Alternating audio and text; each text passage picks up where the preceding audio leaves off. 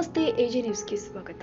ಬಾಗಲಕೋಟೆ ಜಿಲ್ಲೆ ಬಾದಾಮಿ ತಾಲೂಕಿನ ಕೆರೂರು ಪಟ್ಟಣದ ಹೆಸ್ಕಾಂ ಸಿಬ್ಬಂದಿ ಮಂಗಳೂರಿನಲ್ಲಿ ನಡೆದಂತಹ ಅಂತರ್ ವಿದ್ಯುತ್ ಕಂಪನಿಗಳ ಬಾಡಿ ಬಿಲ್ಡರ್ ಸ್ಪರ್ಧೆಯಲ್ಲಿ ಭಾಗವಹಿಸಿದಂತಹ ಕೆರೂರು ಶಾಖೆಯ ಲೈನ್ಮನ್ ಆದ ಪ್ರಶಾಂತ್ ಎಚ್ ಮತ್ತಿಕಟ್ಟಿ ಅವರು ತೃತೀಯ ಸ್ಥಾನ ಪಡೆದಿದ್ದಾರೆ. ಅವರಿಗೆ ಶಾಖಾಧಿಕಾರಿಗಳು ಆದ ಎಸ್ಎಸ್ ಕೊನ್ನೇರಿ ಹಾಗೂ ಓಎಸ್ ರವೀಂದ್ರ ಗೋಡ್ಲಿ ಹಾಗೂ ಎಲ್ಲ ಸಿಬ್ಬಂದಿ ವರ್ಗದವರು ಇವರ ನೇತೃತ್ವದಲ್ಲಿ ಸನ್ಮಾನ ಕಾರ್ಯಕ್ರಮ ಜರುಗಿದೆ. ತಾಜಾ ಸುದ್ದಿಗಾಗಿ ಎಜೆ ನ್ಯೂಸ್ 24x7ಗೆ ಸಬ್ಸ್ಕ್ರೈಬ್ ಮಾಡಿ ಮತ್ತು ಬೆಲ್ ಐಕಾನ್ ಒತ್ತಿ ತಪ್ಪದೇ ಲಿಂಕ್ ಶೇರ್ ಮಾಡಿ.